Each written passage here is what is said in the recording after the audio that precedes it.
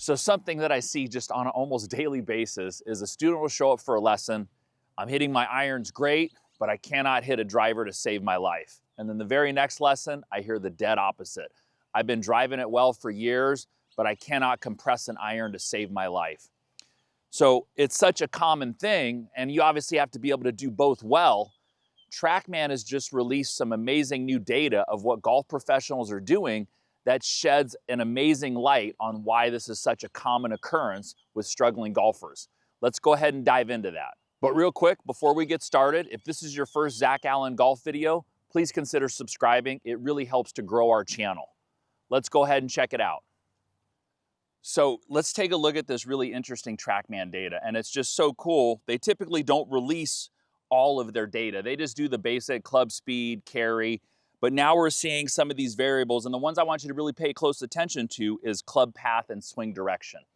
So let's take Justin Thomas, for instance. They released about 20 different players, LPGA and PGA, and they were across the board all the same, and it's something that I don't see golfers in person doing well at all. Okay, so I want you to look at club path, swing direction. The top row is driver, the bottom row is irons.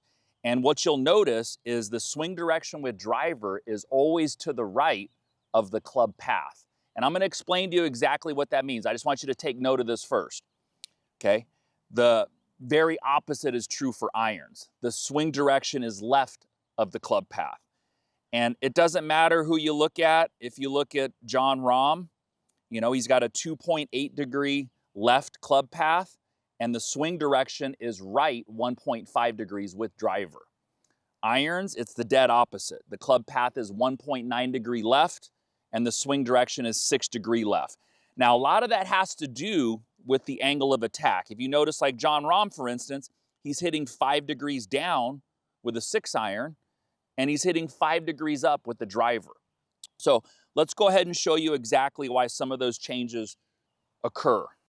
Jump in the swing loop here and kind of just demonstrate what they mean with club path, swing direction, what makes a good iron player and what makes a good driver of the ball.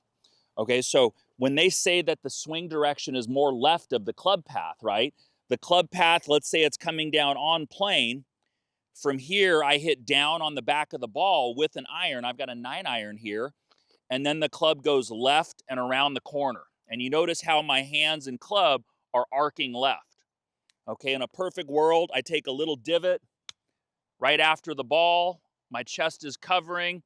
I hit down. I compress the ball to hit my irons a little farther. Turn my 9 iron into an 8 iron, rather than what we see a lot of good, poor iron players doing is adding loft to their irons. Now, when you have a driver out, I could shift this loop, but we're not going to do that. Now it's a totally different experience. The club is coming from here. I'm hitting up and out on this golf ball.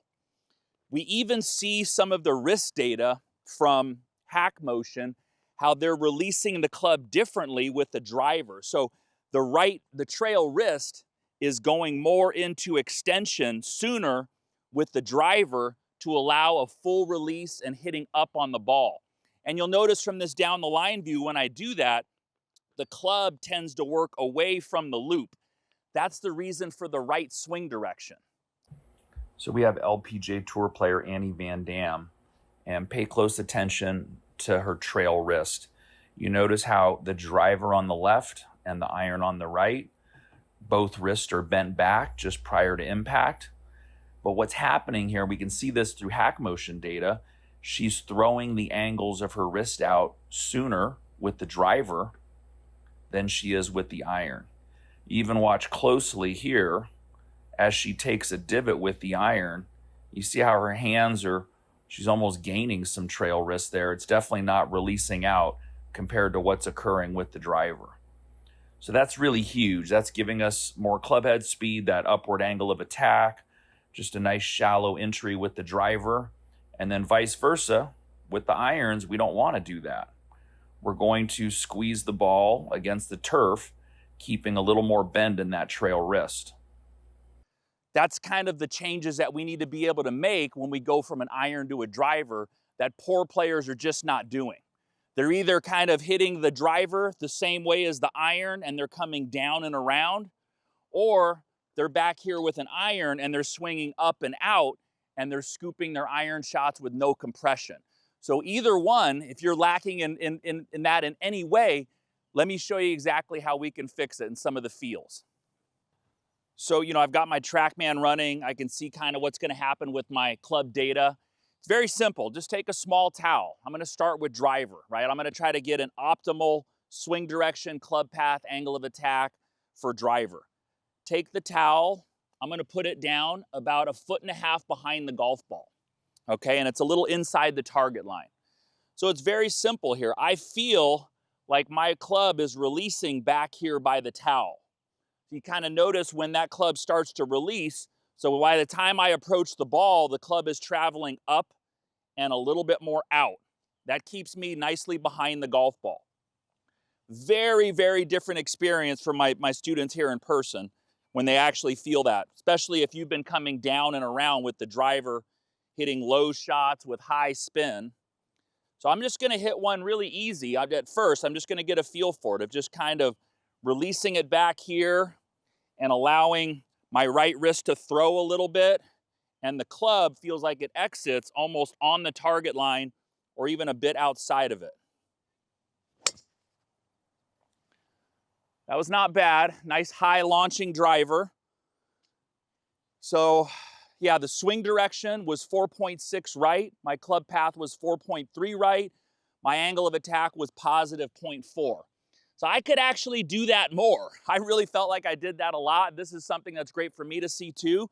If we're looking at like John Rahm's numbers, he's doing that a lot more as far as the angle of attack going positive and the swing direction being more right than the club path. So let's try to do it a little bit more.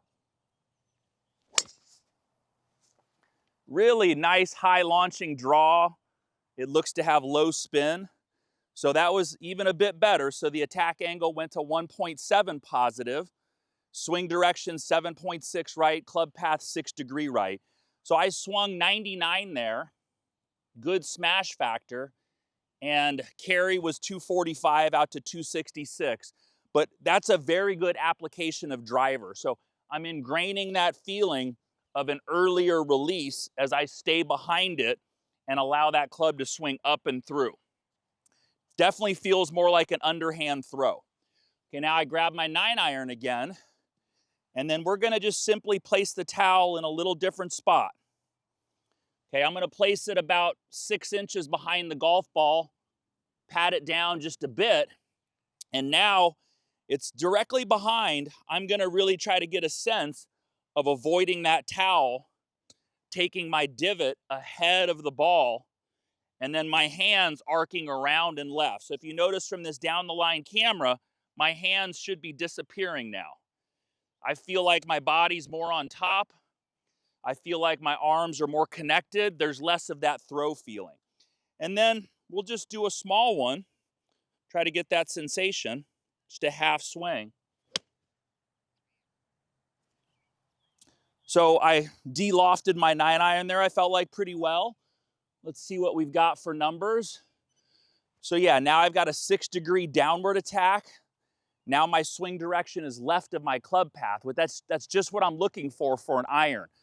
But remember, as golfers, you want to have the ability to get up and hit a great bomb driver, and then maybe you've got a pitching wedge left, compress it, flight it, spin it, do all those things well.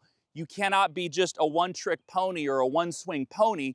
You've got to be able to go back and forth from a compressed iron to a high-launching, low-spinning bomb driver. And those are some of the parameters that we see good professionals. Obviously, they're practicing hours a day. We don't quite have that luxury. But if you have a better understanding of what exactly is happening in impact, it makes all the difference in the world. So I love to work on this with my students because it kind of optimizes their iron game, or it optimizes their off the tee game, rather than just maybe monkeying around with positions all day on the driving range. Sometimes that doesn't really go anywhere. So I hope that gives you a little better understanding of how some of these things do. I know obviously you don't have a TrackMan, but a simple towel will do the trick. Hope that gives you a feel for how to become a better iron and a better driver of the ball. Till next time, have a fantastic week. We'll see you then.